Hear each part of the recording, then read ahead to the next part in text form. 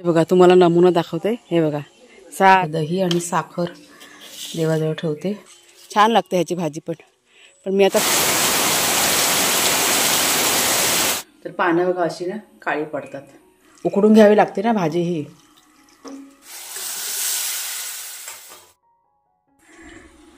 तर शनिवारी सकाळी पहाटे 4 वाजता आम्ही उठलो होतो सर्वजण.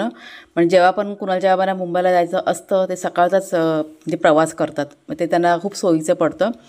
4 वाजता उठून सर्व आवरून अंदाजे काहीतरी 5-5:30च्या दरम्यान आहे ना त्यांची सर्व तयारी झाली आणि ते निघाले. हां फोन ऐकलं काय? फोन स्विच ऑफ आहे तो ऑन कर. हां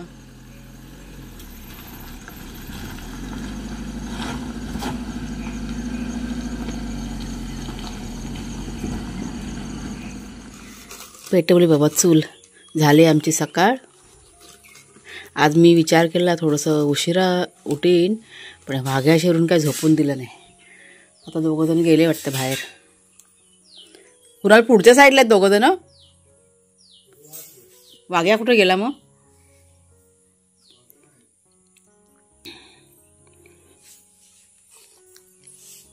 चुलीला निखारे झालेत पेटेल आता.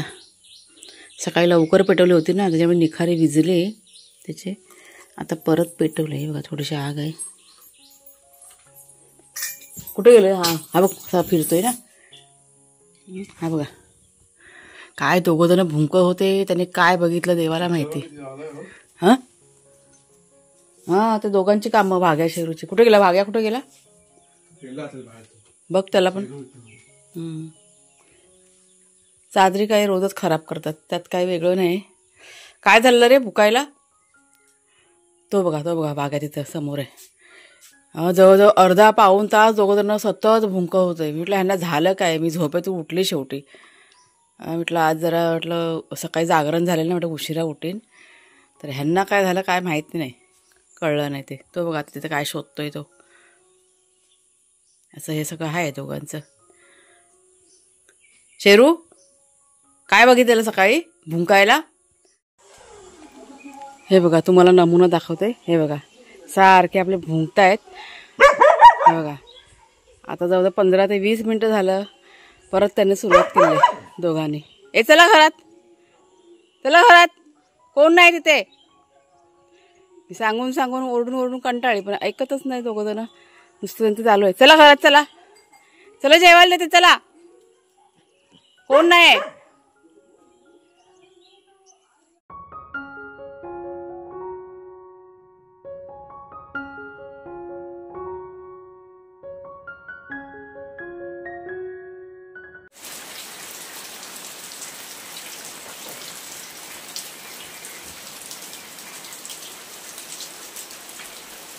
तर सुंदर असा पक्ष्यांचा आवाज आहे ना सकाळपासून चालू आहे. आणि अशी मस्त अशी जोरदार एक पावसाची सर की नाही पडून गेलेली आहे. नमस्कार मित्रमैत्रिणींनो, मी प्रिया पवार आणि खूप खूप स्वागत करते साधा स्वयंपाक या आपल्या चॅनलमध्ये. तर आता मी चाललेली आहे देवपूजा करायला. बागेतली फुलं मगाशी काढून घेतली.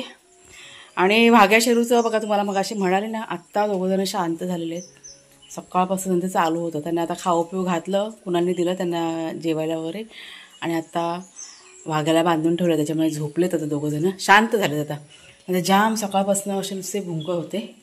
असं सगळं आहे काय माहिती काय ते. हा बघा हा फिरतोय आपला बोका. हा बघा शेरू बच्चा.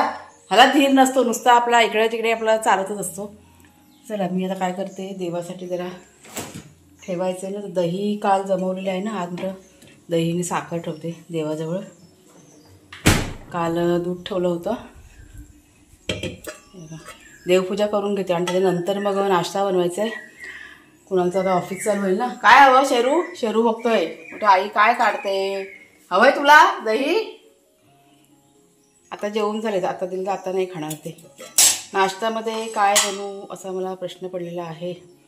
डोक्यात चाललंय उपमा वगैरे असं काहीतरी बनवायचं. बघते आता काहीतरी विचार करते. आणि त्याच्यानंतर दुपारचं जेवण करायचं आहे. आज बागेतलं काम की नाही नको स्टॉप केलेलं आहे. कुणाला जेव्हा म्हणलं की जास्त असं काय करू नकोस तर थोडंसं ते काहीतरी सांगून गेले आहेत ते, तर बघी आज नाही करणार. आज मला थोडंसं म्हटलं आरामच करूया, कारण जागरण झाले ना, सकाळी जरा लवकर उठले होते आणि जागरण मला काही ते झेपत नाही.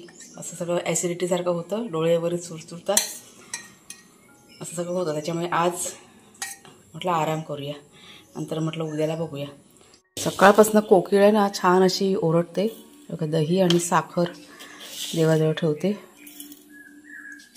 जरा मिक्स करून घेते चमच्याने. तर झाली बघा देवपूजा झाली. आणि जेव्हा पण मी देवपूजा करते ना, मला इतकं प्रसन्न वाटतं ना, एकदम छान वाटतं. असं गुड बॉय बनला सरच मिळणार नाही, तर अजिबात मिळणार नाही. तर इथे बघा आता मी नाश्ता करायला घेतले ना, पटकन आता उपमा बनवून घेतला. कुणालला पण दिला खायला, तो आतमध्ये बसून खातोय. आणि मी मात्र बाहेर आली आहे, कारण थोडंसं गरम होतं ना, त्याच्यामुळे लाईट गेले. पक्ष्यांचा आवाज बघ, आज इतके सुंदर पक्ष्यांचा आवाज येतोय ना सकाळपासनं. आणि हा बघा, हा माझा वाटेकरी, ही त्याची प्लेट. गरम आहे ना म्हणून तो बसला आहे. झोपला होता, झोपेतून तो जागा झाला बघा, त्याला वाज गेला ना उपम्याचा. असं असतं शेरूचं. शेरू, शेरू, जरा गार होऊ दे. काय झालं कुटकुटायला? हा तर मागे तू ये, चला आपलं टाईमचं त्याला सोडते जरा. मागे माझा गुड बॉय, शाना पोरायचं माझं. मग माझं बछडा आपण शेरूला सोडूया. थोड्या वेळाने तुला सोडणार. तुला तर सोडलं ना, त्याला खूप लागले कधीपासून कुटकुट कुटकुट. हा जरा बसून देणार नाही त्याला. नको फिरायला, काय तुला एकट्याला फिरायला पाहिजे आणि त्याला काय अख्खा बाजून ठेवू? हा तू काय लाडका आहेस काय? माझा वाघ्या पण छान आहे ना. तू बाबू आई करा, काय त्याला आता फटका येते सॅलरी. लवकर यायचं बाहेर मुती करून, समजलं? बाहेर हे करत राहू नको, बाहेर पाऊस पडतोय बारीक बारीक. तिकडे दादाकडे जाऊ नको, दादा कामाला असतंय ना, तिकडे त्याला त्रास द्यायला जाऊ नको. बघ बघितलं तिकडेच गेला. तू गाय कर बेटा, तू गाय कर. छान पुढे तू गाय करा, तू गाय करा, मग थोडा वेळ तुला सोडणार मी. हा छान. वाघ्या शेरू यांचे कपडे काल धुतलेले आहेत, ते असे इथे लटकट ठेवले असतात. घरातलं सगळं काम करून घेतलं मी. आता जरा एडिटिंग करायला बसलेली, पण हा शेरू ना जाम हैराण करत होता, सारखा आपला बोमट्या मारत होता. त्याला असं वाटलं की आई काय करते आणि काय नाही. वाघ्याला सोडले होते ना त्याच्यामुळे. आता गेलाय तो, आता कुणालच्या इथे जाऊन ना बसला असेल. कुणाल काम करते अजून, त्याचा लंच टाईम पण नाही झालेला आहे. आता दुपारच्या जेवणात फारसं असं काही केलेलं नाही आहे. सकाळी बघा उपमा बनवून दिला, आता फक्त डाळ भात केलेला आहे.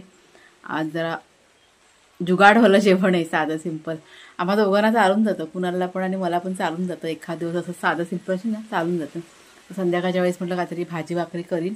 आपल्या आड्यामध्ये ना ह्याची भाजी छान तयार झाली, भारंगी आहे ना, मस्त झालेली. तुम्हाला मी दाखवीन नंतरला. आत्ता जरा पाऊस पडतोय, नंतर आत्ता जायचं होतं काढायला, पण म्हटलं नको, आता थोड्या वेळाने जाईल. पाऊस बारीक बारीक चालू आहे. घरात सगळं काम करून घेतलं, रिलॅक्समध्ये मी बसले होते हो. पण हा शेरू आहे ना जरा कुटकुट कुटकुट करायला लागला, त्याच्यामुळे मी आता आली बाहेर. कपडे फक्त माझे आता सुकवायचे बाकी आहेत. कालचे कपडे अजून काही म्हणजे थोडेसे जरा मला ओलसर वाटतात, त्याच्यामुळे आता हे ना अजून मी काय स्पिन नाही केलेले आहेत. त्याच्यामध्ये कम्फर्ट टाकून ठेवलेलं आहे कपड्यांमध्ये, म्हणजे धुवून वगैरे सगळं झालेलं आहे. म्हटलं मी अर्धा एक तास तरी कम्फर्ट टाकून ठेवतो, मग छान असा सुगंध की नाही त्या कपड्यांना राहतो. आणि लगेच जर का स्पिन केलेलं आहे माझं, मग ते कम्फर्टचा सुगंध ना सगळं जास्त असा राहत नाही आहे. म्हणजे जवळजवळ 1 तास झाला ते कपडे असे मशीनमध्ये ठेवलेले आहेत. थोड्या वेळाने स्पिन करून मग सुकवते आणि मग घरातलं सगळं काम ओके मग. आणि मग रात्रीचं जेवण. कुणालच्या बाबांचा मग अशी ना आलेला नाही फोन, मीच लावला होता, घाबरत घाबरत लावला. म्हणजे ते कसे ड्रायव्हिंग करत असतात तर मी फोनवर काही लावत नाही, कारण म्हणजे स्टॉप घेत नाही, ते सरळ त्यांचं सलग चालू असतं. फक्त अधेमध्ये कुठे चहा प्यायला थांबले तरच, ते पण समोरून कॉल करत नाही, मी करीन तेव्हा. ते मीच लावला होता. मग थोडीशी चिंता वाटते ना. आणि आता काय पावसाचा बघा टाईम आहे, त्याच्यामुळे थोडीशी अशी भीती पण वाटते की पाऊस कसा आहे काय काय माहीत नाही.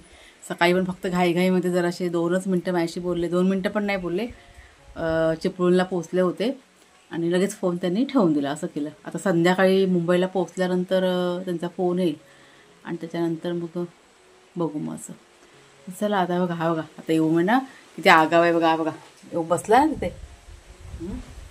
आता हे आहे त्याचं कसं की त्याला खुल्लं ठेवायचं आणि वाघ्याला बांधून ठेवायचं, असं सगळं त्याचं असतं. तो कुठं जात नाही शेरू, पण शेवटी काय असं की ह्याला थोडी काय पूर्ण दिवस आपण बांधून ठेवणार, ह्या सगळ्या गोष्टी आहेत.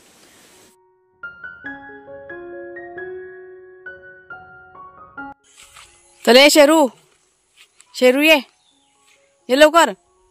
तर खूप वेळानंतर बघा आता हा पाऊस थांबला आहे, तर पटकन आता मी की नाही भाजी काढून घेते, भारंगीची भाजी. तुम्हाला मी दाखवते. ही बघा टोपली पण आणले, पटपट काढायला लागणार कारण पाऊस आहे ना भरलेलाच आहे त्याच्यामुळे. ही बघा ती भारंगी पण आता फुलायला सुरुवात झाली, पण ही फुलं जी असतात ना ती पण घेतात भाजीसाठी. ह्या फुलांची पण की नाही भाजी बनते. ही बघा शेरू आहे आपल्या जोडीला, खाली रान बघा कसं वाढलेलं आहे ते. तर ही आता कोवळी कोवळी पानं आहेत ना ती पटापटाने काढून घेते मी. अशी ना आपल्या आड्यामध्ये भरपूर आहेत भारंगीची रोपं, त्याच्यामुळे जरा शोधावी लागतील. काही जण या फुलांची भाजी पण खातात.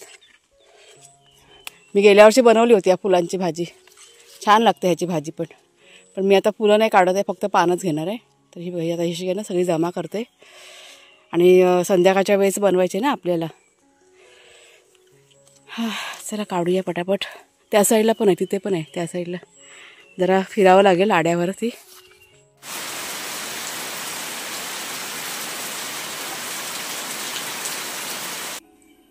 तर आत्ता बघा मी संध्याकाळच्या जेवणाला म्हणजे रात्रीच्या जेवणाला की नाही सुरुवात करते. त्याच्या आधी तुम्हाला वातावरण सांगते. इतकं थंडगार वातावरण झालं आहे, इतका पाऊस पडला आहे आज दुपारच्या नंतर. असं खूप असं बर्फासारखं सगळं झालेलं आहे, एकाएकी सगळं वातावरण चेंज झालेलं आहे. आणि आता ही बघा ही भाजी काढून ठेवली होती ना भारंगीची, ती स्वच्छ धुवून वगैरे ठेवली. हे बघा चांगले जरा पाणी वगैरे नितरत ठेवलं होतं. आणि ह्या भाजीचं एक सांगते, तुम्ही जर का काढून ठेवलात ना तर पानं बघा अशी ना काळी पडतात. सकाळी जरी काढून ठेवलात ना तरी पण संध्याकाळपर्यंत ही पानं अशी काळी पडतात, पण ती खराब झाली नसते, चांगली असते भाजी ती असं. त्याच्यामुळे आता जरा थोडीशी पूर्वतयारी करून घेते. फक्त भाजी आणि भाकरी असंच करायचं. दुपारचा डाळ भात पण आहे थोडासा, तर जोडीला होऊन जाईल असं. तर भाजी आता ही मला ना बॉईल करून घ्यायची आणि थोडीशी वेगळ्या पद्धतीने डाळ टाकून आता ही भाजी करते. मागच्या वेळेस ना मी एकदा बनवली होती भारंगीची भाजी, तेव्हा मी कांदा मिरची घालून केलेली, पण आज थोडंसं तिखट मसाला वगैरे घालून करते, थोडीशी वेगळ्या पद्धतीची. तर चला थोडीशी तयारी करून घेते आणि मग तुम्हाला झटपट रेसिपी पण दाखवते. आणि भाकरी ह्याच्यासोबत मी करते बाजरीच्या भाकऱ्या, कारण वातावरण खूप गार वाटते ना, तर म्हटलं बाजरीची भाकरी छान लागेल ह्याच्यासोबत. तर ही बघा आता ही मुगाची डाळ आहे ना, हे मी थोडीशी भिजत घातलं आहे, एक 10 मिनटं झाली. आणि आता इथे भाजी आहे ती जरा शिजत ठेवते. उकडून घ्यावी लागते ना भाजी ही, म्हणजे कड आलं ना की एक 3 ते 4 मिनटं चांगलीशी बॉईल करून घ्यायची, उकडून घ्यायची आणि मग ती चिरायची वगैरे असं. तर चला जरा चांगलीशी उकडून होऊ देत. तर हे बघा आता भाकरीचं पीठ इथे मळून ठेवलं आहे, बाजरीचं पीठ आहे ते. कांदा टोमॅटो आणि लसूण सर्व काही रेडी करून ठेवलं आहे. आणि इथे आपली भाजीसुद्धा आता झाली बघा, आता म्हणजे उकडून झालेली आहे, एक 5 मिनटं झाले. आता हे जे पाणी आहे ना भाजीतलं ते काढून टाकायचं, ते नाही आपल्याला घ्यायचं आहे. आणि बाहेर बघा पावसाची रिपरिप रिपरिप चालू झालं आहे पाऊस आता परत. आता अंधार पण झाला आहे बघा. तर आता ही भाजी ना थंड करते आणि चिरून वगैरे घेते. त्याच्या आधी मी काय करते, आता सगळ्यात आधी आता भाकरी करून घेते. भाजी काय आपली नंतर पण होऊ शकते ना. या ज्या रानभाज्या असतात ना त्या आपण बघा उकडून घेतल्या ना तरी पण त्यातील पौष्टिक घटक अजिबात कमी होत नाही, कारण ह्या भाज्यांमध्ये भरपूर प्रमाणामध्ये ना पौष्टिक घटक असतात. त्याच्यामुळे कोणती पण रानभाजी करताना उकडून घेतलेली चांगली असते, अशी म्हणजे आपल्या पोटासाठी पण चांगली असते. आता भाजी बघा आता इथे बनवायला सुरुवात केलेली आहे. तेलामध्ये कांदा परत आलं लसूण असं घातलेलं आहे भरपूर. त्याच्यानंतर टोमॅटो आणि सर्व मसाले म्हणजे तिखट मसाला, हळद, गरम मसाला घातलेले आहे. बटाटा घातला एक चिरून आणि चांगलं जरा असं परतून घेतलं. त्याच्यानंतर मुगाची डाळ भिजवलेली थोडीशी वेगळ्या पद्धतीची, म्हणजे रोज बघा आपण ते कांदा मिरची घालून करतो ना, म्हटलं आज थोडीशी म्हटलं वेगळ्या पद्धतीची करूया, अशी पण छान बनते.